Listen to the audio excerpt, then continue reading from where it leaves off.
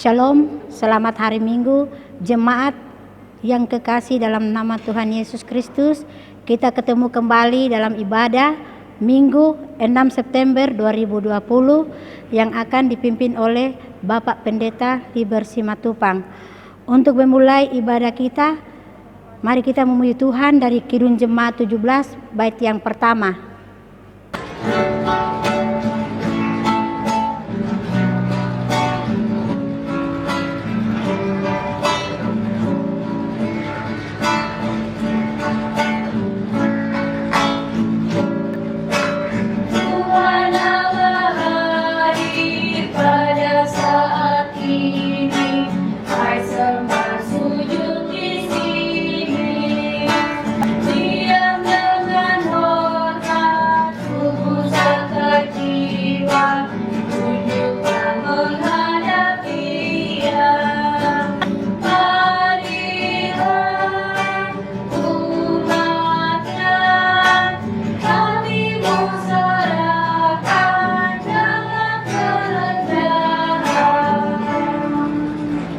Jemaat yang kekasih, panggilan beribadah.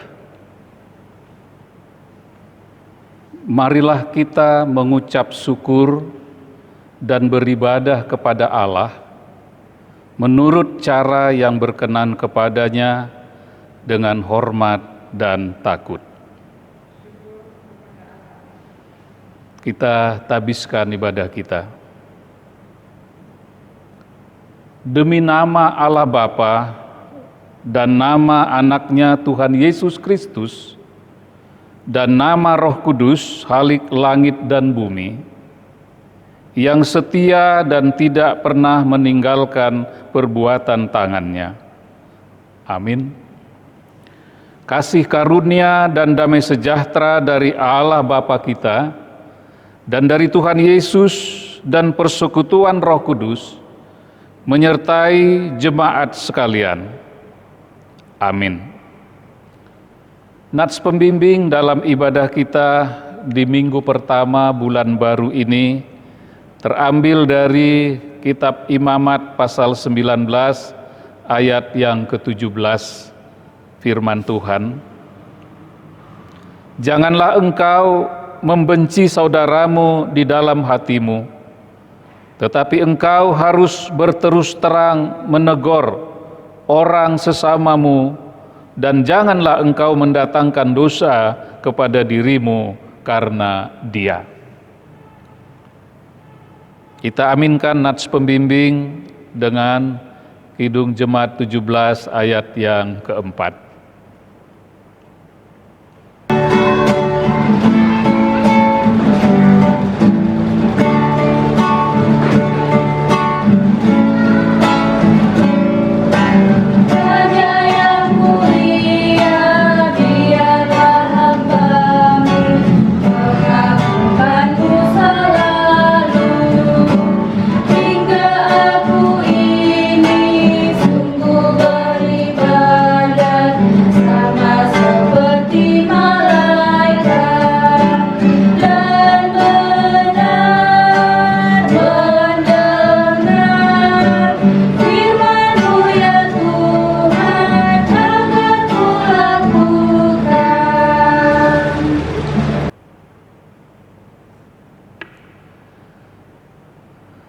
Jemaat Tuhan, marilah kita menghampiri hadirat Tuhan dan mengakui segala dosa-dosa kita. Kita berdoa. Tuhan yang Maha Murah dan Maha Kasih, kami anak-anak tebusan-Mu datang menghampiri hadirat Tuhan yang suci kudus, mengaku bahwa kami telah melakukan hal-hal yang melawan kehendak Tuhan, baik dalam pikiran, perkataan maupun perbuatan kami. Tuhan, ampuni dan sucikanlah kami, agar kami layak dan berkenan di hadapan-Mu, menurut kasih setia-Mu, di dalam Yesus Kristus, Juru Selamat dunia. Amin. Jemaat Tuhan, setelah kita mengaku dosa, Tuhan yang Maha Baik merespon pengakuan dosa kita dengan berita pengampunan berdasarkan Mazmur 103 ayat 8 sampai ayat yang ke-13. Berita pengampunan. Mazmur 103 ayat 8 sampai 13, firman Tuhan. Tuhan adalah penyayang dan pengasih, panjang sabar dan berlimpah kasih setia. Tidak selalu Ia menuntut, dan tidak untuk selama-lamanya Ia mendendam. Tidak dilakukannya kepada kita setimpal dengan dosa kita, dan tidak dibalasnya kepada kita setimpal dengan kesalahan kita.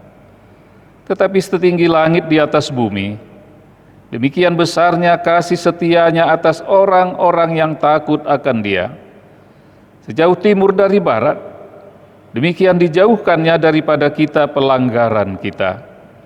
Seperti Bapa sayang kepada anak-anaknya, demikian Tuhan sayang kepada orang-orang yang takut akan Dia. Kita aminkan berita pengampunan Kidung Jemaat 183 ayat yang kedua.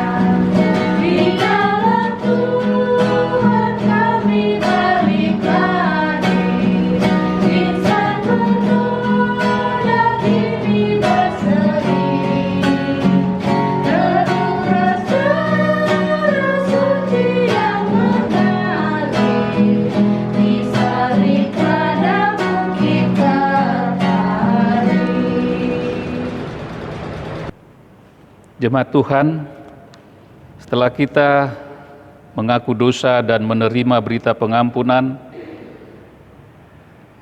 sekarang dengarkanlah hukum Allah. Jemaat dipersilahkan berdiri berdasarkan Matius 22 ayat 37 sampai 40. Hukum Allah Matius 22 ayat 37 sampai 40, firman Tuhan. Jawab Yesus kepadanya, "Kasihilah Tuhan Allahmu dengan segenap hatimu, dan dengan segenap jiwamu, dan dengan segenap akal budimu." Itulah hukum yang terutama dan yang pertama. Dan hukum yang kedua yang sama dengan itu ialah, kasihilah sesamamu manusia seperti dirimu sendiri. Pada kedua hukum inilah tergantung seluruh hukum Taurat dan kitab para nabi. Kiranya Roh Kudus menolong kita melaksanakan hukum Allah. Kita aminkan hukum Allah Kidung Jemaat 40 ayat yang pertama. Sekaligus kita menyambut firman Tuhan.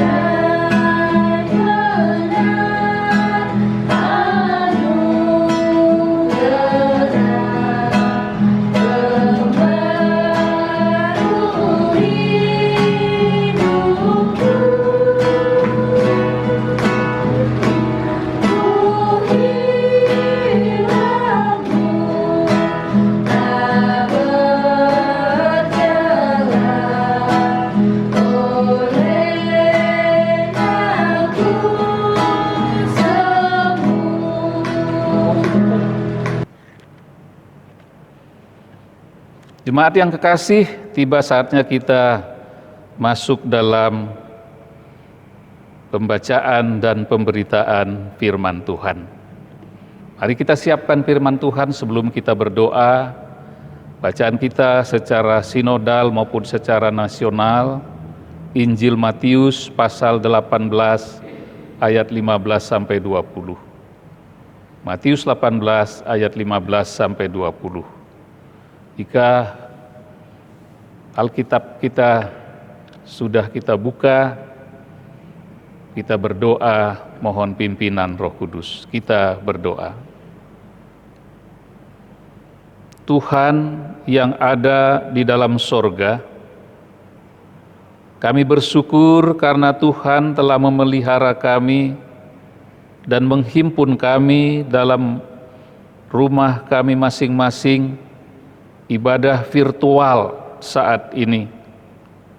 Berkenanlah ya Tuhan menerangi hati dan pikiran kami dengan Roh-Mu yang kudus, agar kami dapat mengerti dan memahami firman Tuhan, sehingga kami boleh hidup seturut kehendak Tuhan.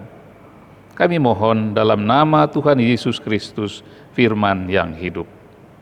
Amin. Pembacaan kita terambil dari Matius pasal 18 ayat 15 sampai ayatnya ke-20 tentang menasehati sesama saudara. Apabila saudaramu berbuat dosa, tegurlah dia di bawah 4 mata. Jika ia mendengarkan nasihatmu, engkau telah mendapatnya kembali.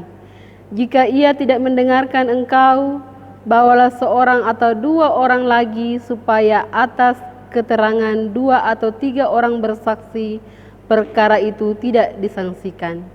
Jika ia tidak mau mendengarkan mereka, sampaikanlah soalnya kepada jemaat. Dan jika ia tidak mau juga mendengarkan jemaat, pandanglah dia sebagai seorang yang tidak mengenal Allah atau seorang pemungut cukai.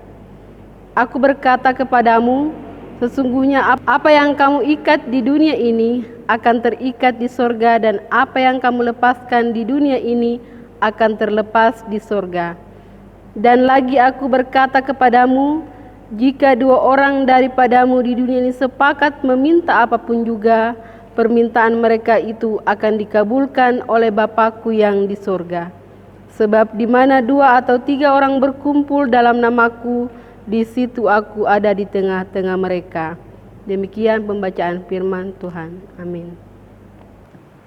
Berbahagialah orang yang mendengarkan firman Tuhan dan memeliharanya. Amin. Haleluya. Haleluya. Haleluya. Haleluya.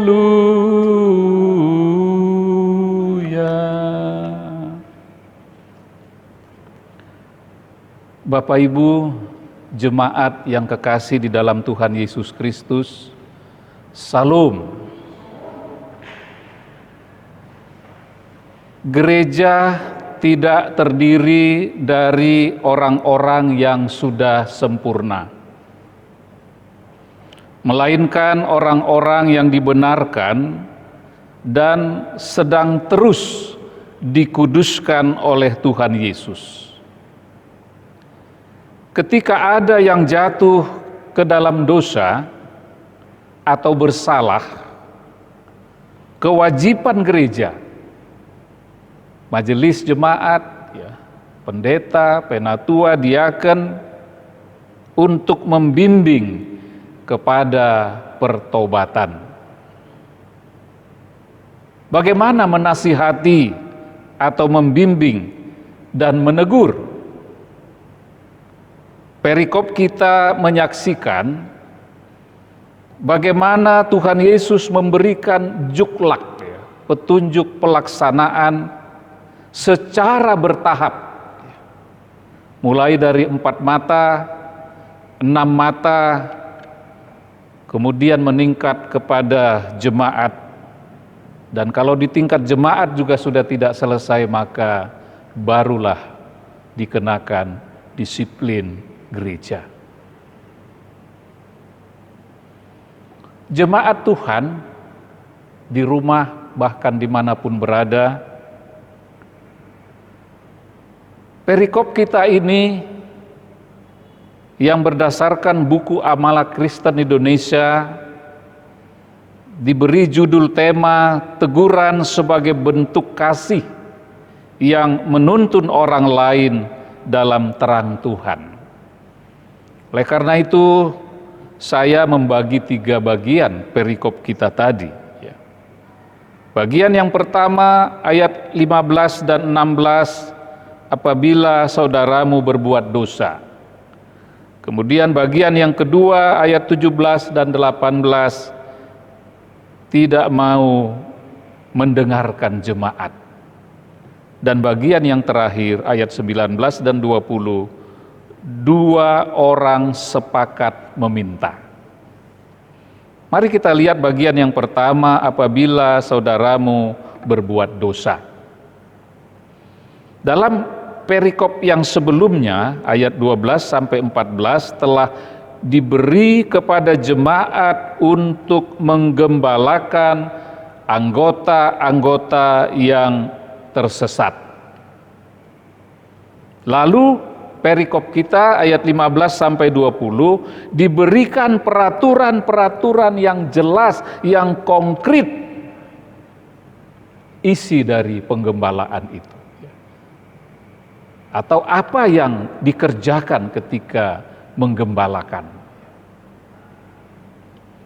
Beberapa penafsir beranggapan bahwa yang dibicarakan bukan hanya dosa yang saudara kita lakukan terhadap kita, melainkan dosa yang kita saksikan juga. Biasanya dalam ajaran Yesus, Perjanjian Lamalah yang merupakan titik tolak.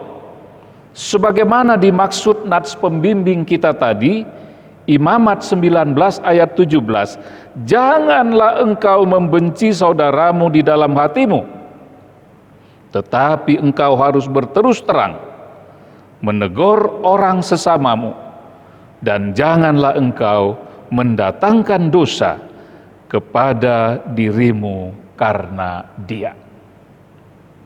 Bahwa hal menegur kita, menegur sesama kita itu pekerjaan yang tidak mudah, bahkan sulit. Ada banyak orang yang tidak mau menerima teguran, apalagi banyak teguran yang disampaikan dengan cara yang tidak bijaksana. Misalnya menegur di depan umum, atau menegur dengan hati yang masih panas. Kalau hati panas, pastilah kata-katanya itu tidak terkontrol, keras dan kasar, bukan malah menyadarkan yang bersalah, tetapi justru membuat dia semakin larut dengan kesalahannya. Tidak mudah menegur. Makanya ada ungkapan ungkapan di dalam bahasa Jawa itu pakeuh, atau dalam bahasa sederhananya sungkan, tenggang rasa. Perhatikanlah betapa indah jalan yang ditunjukkan di ayat 15 bacaan kita tadi, bahwa teguran harus dimulai di bawah 4 mata supaya tidak mempermalukan. Harap diingat, bila kita menegur seseorang, janganlah niat kita untuk menjatuhkannya, untuk memukulnya. Niat yang wajar ialah supaya mendapatkan saudara kita itu kembali. Itu yang dimaksud akhir ayat 1 tadi, ayat 15 tadi mendapatkannya kembali.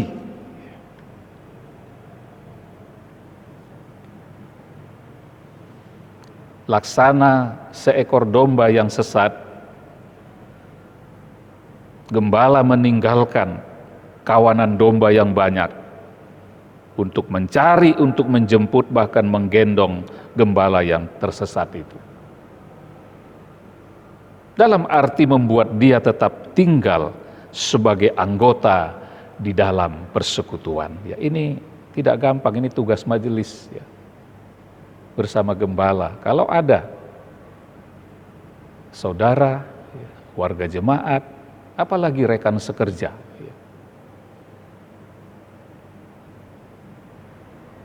jangan dibiarkan dilakukan tahap-tahap seperti yang ada dalam perikop kita.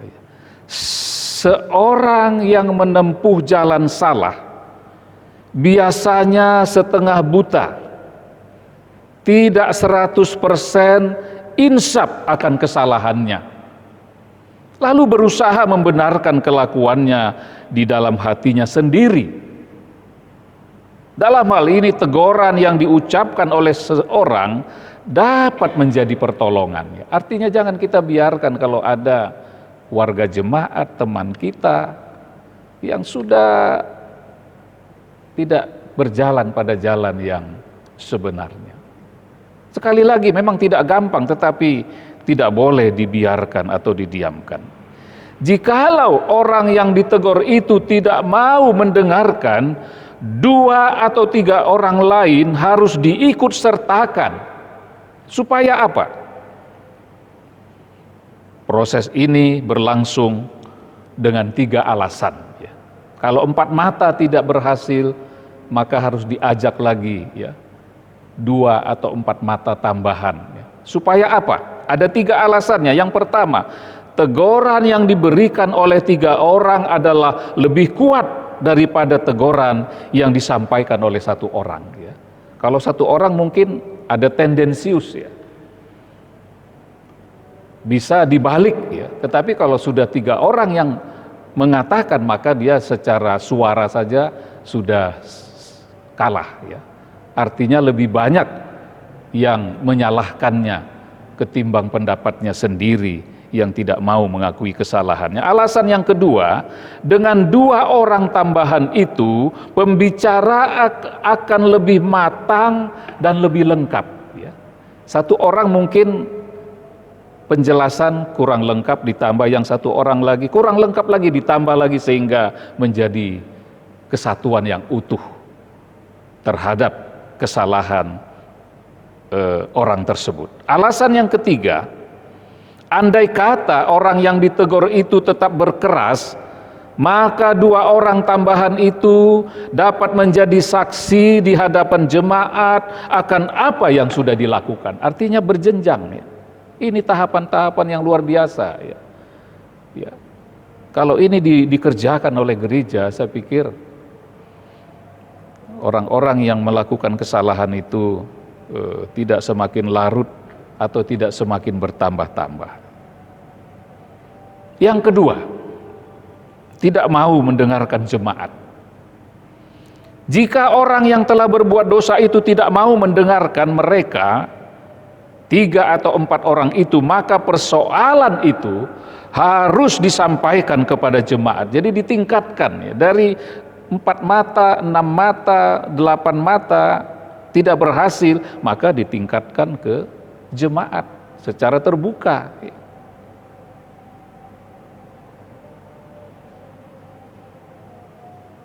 Maka ia harus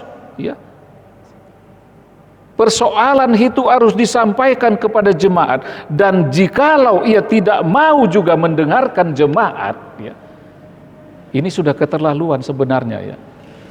Kalau jemaat semuanya sudah mengatakan bahwa dia salah dan dia tidak mau mengakui itu, apa yang terjadi? Firman Tuhan mengatakan begini, maka ia harus dipandang sebagai seorang yang tidak mengenal Allah. Ini keras sekali. Tidak mengenal Allah berarti kafir, dan sebagai seorang pemungut cukai.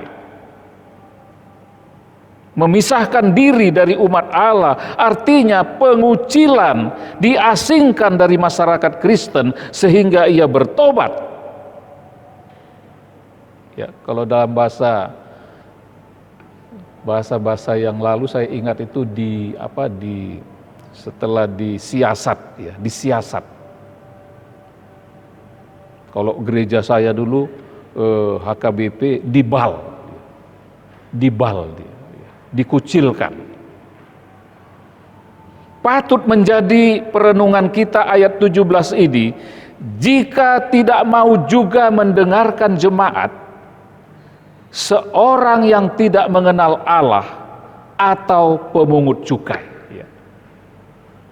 Jadi ketika dia tidak mau mengakui kesalahannya di depan jemaat, maka orang ini dianggap tidak mengenal Allah atau disejajarkan dengan pemungut cukai. Mengapa disejajarkan dengan pemungut cukai? Jemaat Tuhan, ya.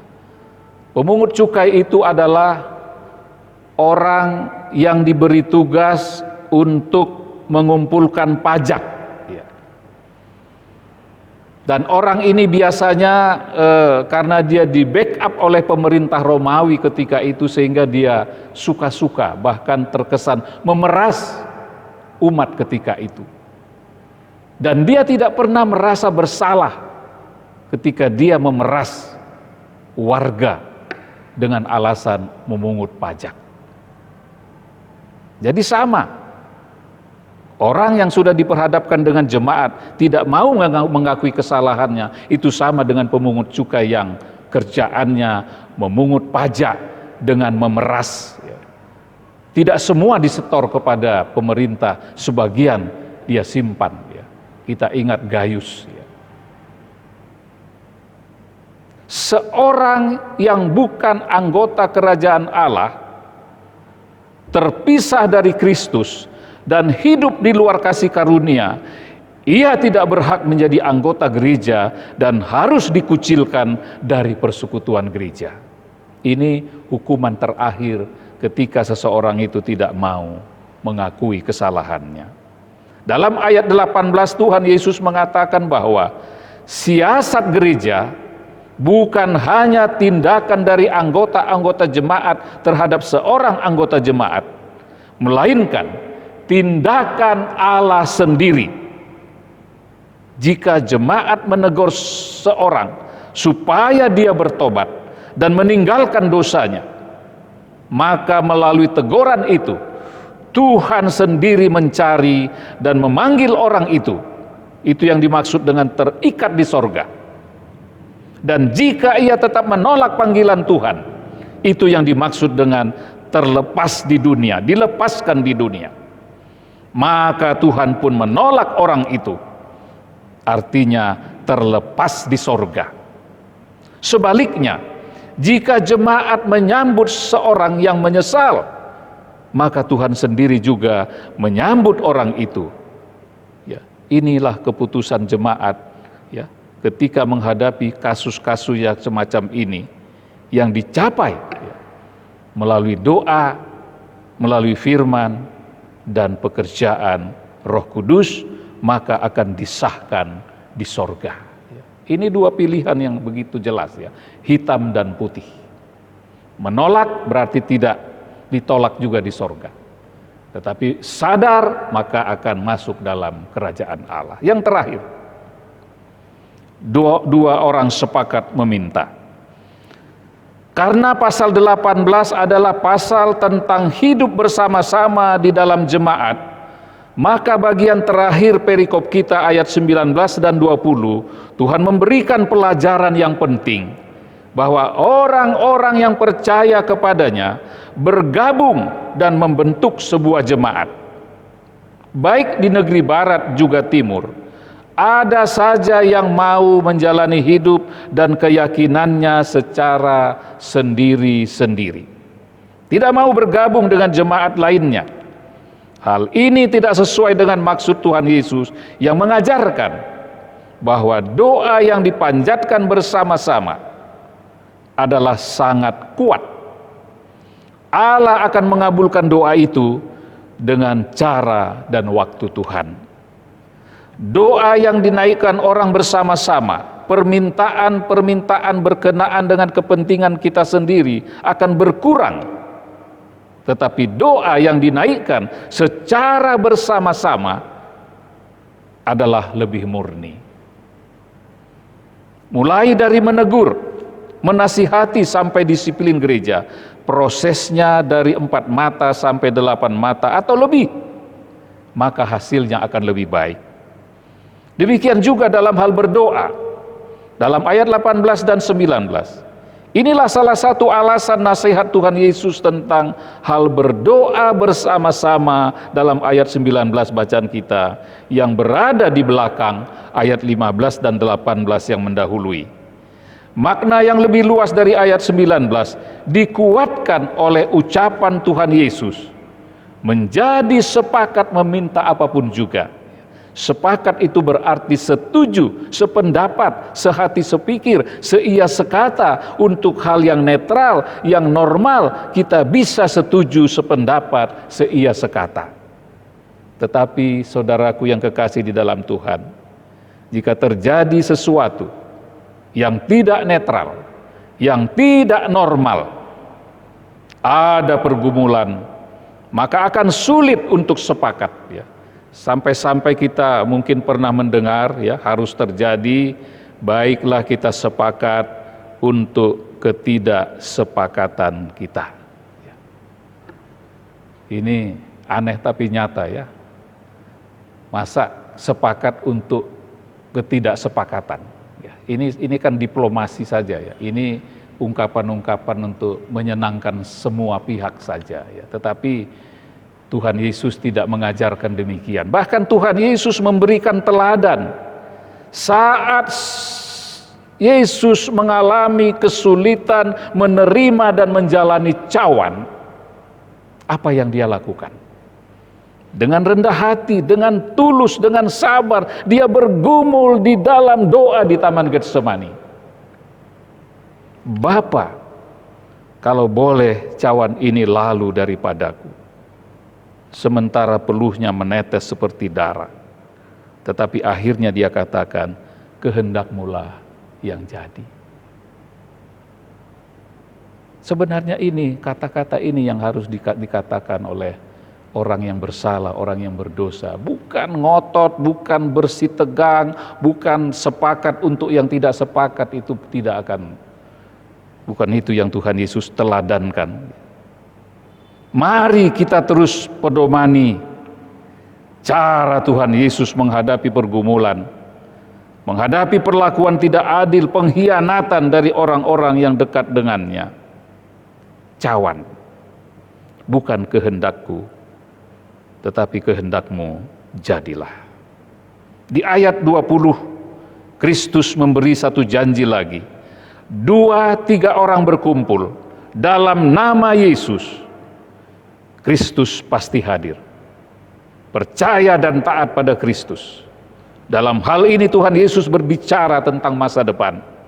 Setelah naik ke sorga, secara rohani pasti hadir di mana orang-orang Kristen berkumpul. Seperti saat ini, majelis berkumpul, anak-anak muda kita, Ritna, Bage, dengan setia melayani. Jemaat Tuhan berkumpul di rumah masing-masing. Bahkan jemaat ada yang di jalan, di lereng, di gunung, dimanapun.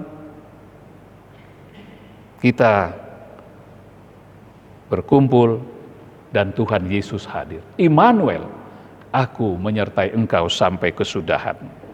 Jemaat Tuhan, melalui bacaan dan renungan tadi, mari kita garis bawahi 3 hal. Yang pertama, 2 prinsip dalam disiplin gereja. Yang pertama, tujuan disiplin gereja adalah pertobatan, mendapatkannya kembali. Yang kedua, disiplin gereja harus dilandasi dengan semangat mengampuni, memaafkan. Bukan 7 kali, tetapi 70 kali 7 kali. Artinya pengampunan tanpa batas. Sebagaimana Tuhan Yesus berseru dari kayu salib, ampunilah mereka. karena mereka tidak tahu apa yang mereka lakukan. Yang kedua, kehadiran Kristus dan doa kepada Tuhan memberi kepada jemaat Kristus kekuatan yang ajaib tiada banding. Saat-saat kita masih menjalani pandemi ini, kita jangan pusing dengan pandemi, tetapi kita fokus kepada Tuhan, kita berdoa kepada Tuhan, karena doa orang benar besar kuasanya. 2-3 orang sepakat meminta, Tuhan mengabulkan. Yang terakhir, kesepakatan dalam doa, berkumpul dalam nama Kristus, dan kehadiran Kristus di tengah-tengah umat adalah syarat supaya apa yang dilakukan di dunia ini disahkan di sorga. Selamat menjalani bulan baru. Tuhan Yesus memberkati firman-Nya. Amin. Kita aminkan firman Tuhan. Kidung Jemaat 53 ayat yang pertama.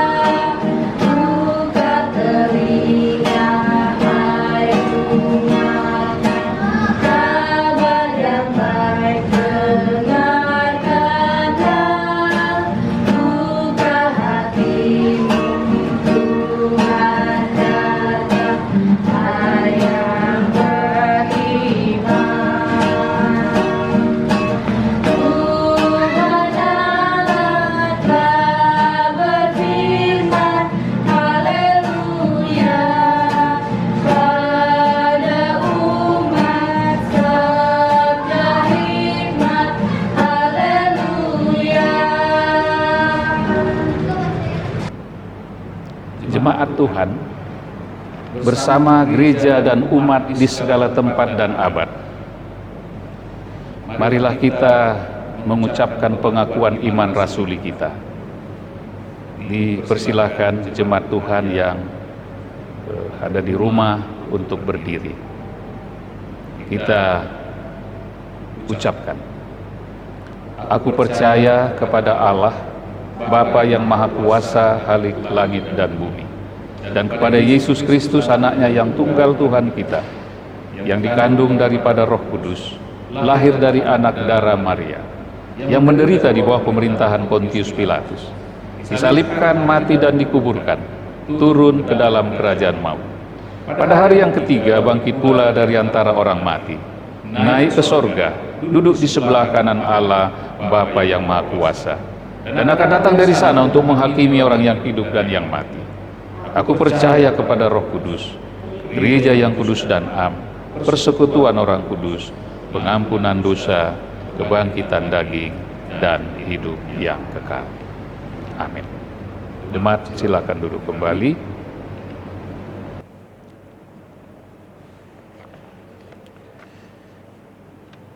Kita satu dalam doa syafaat.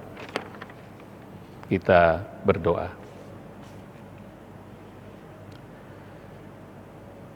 Ya Allah yang Maha Suci dan Maha Kudus, kami menaikkan syukur dan terima kasih untuk kehidupan yang masih Tuhan anugerahkan, sehingga kami bisa menjalani hidup ini sesuai dengan profesi kami, pekerjaan kami, pelayanan kami, tugas tanggung jawab kami masing-masing, bahkan rumah tangga kami masing-masing. Teristimewa di hari Sabat ini, di hari Minggu pertama ini, di bulan baru ini, kami beribadah kepada Tuhan secara virtual. Kami sudah mendengarkan firman-Mu Bapa, kami sudah merenungkannya. Berkenanlah memberkati, sehingga kami memetik makna yang terdalam dari firman Tuhan. Bagaimana tahapan-tahapan yang harus dikerjakan ketika ada saudara-saudara kami yang jatuh ke dalam dosa ataupun melakukan pelanggaran di tengah-tengah kehidupan berjemaat. Bapa yang baik, berkenanlah memberkati ibadah kami, firman yang sudah kami baca dan renungkan, sehingga firman Tuhan tetap kami jadikan pelita bagi kaki dan terang bagi jalan hidup yang Tuhan karuniakan bagi kami, ibadah yang menyenangkan hati Tuhan.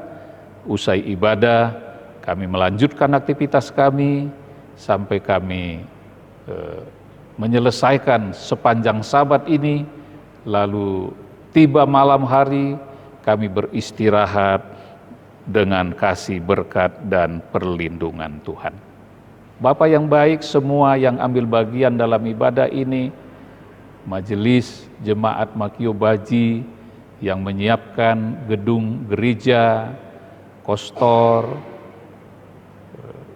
pemuda-pemudi kami Ritna dan Bage yang setia sejak ibadah virtual ini, bahkan sampai saat ini, sampai waktunya nanti ibadah secara tatap muka. Tuhan memberkati kedua pemuda-pemudi kami ini dalam aktivitas mereka, dalam pekerjaan, bahkan harapan dan kerinduannya. Demikian juga majelis jemaat yang hadir dengan tugas masing-masing, Tuhan memberkati. Bahkan juga yang tidak sempat bersama-sama, dimanapun mereka Tuhan, di rumah masing-masing, yang sehat maupun yang dalam kelemahan tubuh, kami mohon Tuhan melawat, memberkati dan melindungi. Bapa yang baik, kami berdoa bagi warga jemaat yang bersuka cita karena Tuhan menambahkan usia, antara lain kasih kami Sigit Siswanto, juga anak Esther Helena. Sehasta pun kami tidak mampu menambah usia kami, itu adalah anugerah Tuhan. Berkatilah usia yang Tuhan tambahkan dan sukacita kekasih-kekasih kami ini. Kami juga terus berdoa bagi tua-tua jemaat, Pak Yopi, Pak Mino, Bapak Bahmid, Ibu Lis. Tuhan Yesus kawan yang sejati, hadirlah di tengah-tengah kekasih-kekasih kami, tua-tua jemaat. Kami juga berdoa bagi anak-anak jemaat dalam masa belajar online Tuhan. Apa yang menjadi kesulitan mereka, semoga bisa teratasi, baik itu secara lembaga. Ya. Kami mendengar sudah ada dukungan untuk kuota bagi proses belajar mengajar, ya, mulai dari SD bahkan sampai perguruan tinggi. Terima kasih Bapak, sehingga proses belajar mengajar studi secara online ini bisa terus berlangsung dan pada waktunya juga bisa dimulai dengan tatap muka. Bapak yang baik, kami juga berdoa untuk persiapan pendaftaran anak-anak untuk katekisasi. Tuhan berkati anak-anak yang bersedia untuk menerima pengajaran. Tuhan berkati juga para gembala yang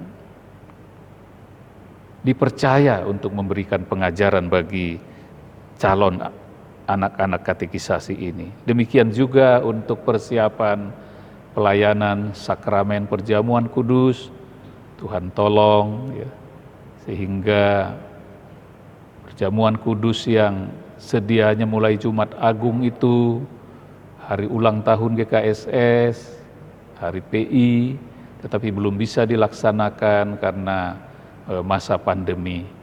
Tapi majelis sudah bersepakat untuk melaksanakan pelayanan dengan teknik yang sudah disepakati. Bapak yang baik, kami juga terus berdoa bagi bangsa dan negara kami, pemerintah mulai dari pusat sampai ke daerah dalam penanganan pandemi COVID-19 bersama dampak-dampaknya, menggalakkan perekonomian sehingga dampak-dampak di bidang ekonomi ini bisa diatasi. Secara akal memang sulit, tetapi kami percaya ketika kami datang kepada Tuhan, maka pemerintah bersama seluruh komponen akan bisa menggalakkan perekonomian di tengah-tengah masa yang sulit ini. Kelompok-kelompok orang-orang yang tidak bertanggung jawab, yang mencoba mengganggu suasana, Tuhan, tegakkanlah keadilan-Mu di tengah-tengah bangsa dan negara kami yang sedang menghadapi masa sulit ini.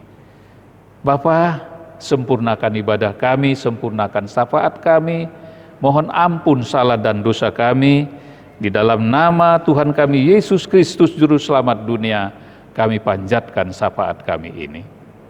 Amin. Jemaat yang kekasih, tiba waktunya kita akan memberikan persembahan kita. Berdasarkan 2 Korintus 9 ayatnya yang ke-7, hendaklah masing-masing memberi menurut kerelaan hati, jangan dengan duka atau paksa, karena Allah mengasihi orang yang memberi dengan sukacita.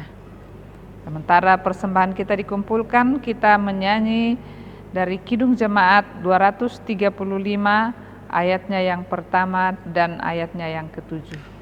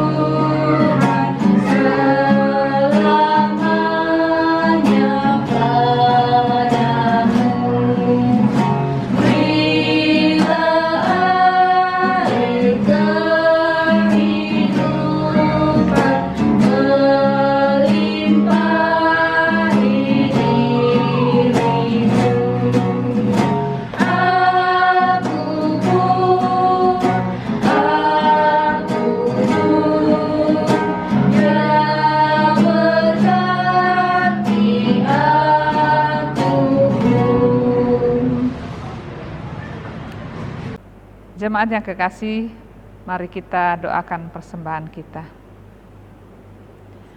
Bapa kami yang di sorga, kami telah mengumpulkan persembahan kami sebagai tanda ucapan syukur atas semua berkat dan pemeliharaan Tuhan yang telah kami terima dan alami sampai saat ini. Kiranya persembahan kami ini dapat bermanfaat dalam pelayanan jemaat dan gereja Tuhan dimanapun berada. Berkatilah jemaat-Mu yang telah memberikan persembahan, pengucapan syukur, persepuluhan dan persembahan-persembahan lainnya dalam pekerjaan dan kehidupannya. Kami mohon di dalam nama Tuhan kami Yesus Kristus yang telah mengorbankan dirinya untuk keselamatan kami. Amin. Jemaat yang dikasihi Tuhan, warta jemaat kita hari ini kami sampaikan bahwa pada tanggal 20 September 2020 akan dilaksanakan perjamuan kudus ke rumah-rumah jemaat.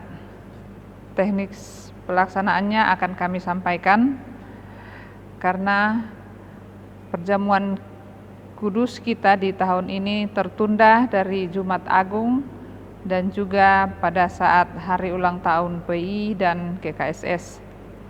Kiranya jemaat mempersiapkan diri untuk menerima perjamuan kudus. Terima kasih.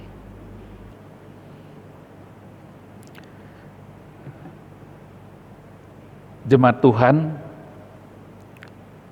dipersilahkan berdiri, bersama-sama kita memanjatkan doa Bapa kami. Kita berdoa. Bapa kami yang di sorga, dikuduskanlah namamu, datanglah kerajaan-Mu, jadilah kehendak-Mu di bumi seperti di sorga. Berikanlah kami pada hari ini makanan kami yang secukupnya, dan ampunilah kami akan kesalahan kami, seperti kami juga mengampuni orang yang bersalah kepada kami. Dan janganlah bawa kami ke dalam pencobaan, tetapi lepaskanlah kami daripada yang jahat. Karena Engkaulah yang punya kerajaan, dan kuasa, dan kemuliaan sampai selama-lamanya. Amin. Kita memuji Tuhan dari Kidung Jemaat 467 ayat 1 dan ayat yang kedua.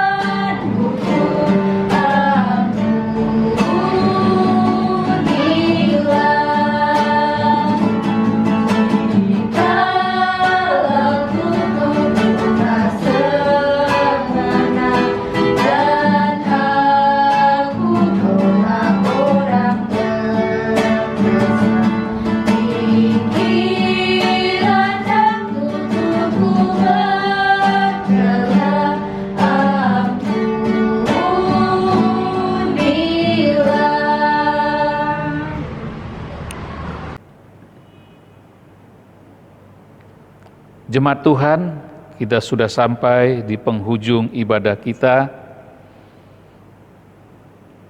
Jemaat Tuhan, pergilah dalam damai sejahtera Allah, perbuatlah seperti apa yang difirmankan oleh Tuhan, dan terimalah berkat-Nya. Tuhan memberkati engkau dan melindungi engkau. Tuhan menyinari engkau dengan wajah-Nya dan memberi engkau kasih karunia. Tuhan menghadapkan wajah-Nya kepadamu dan memberi engkau damai sejahtera. Amin. Amin.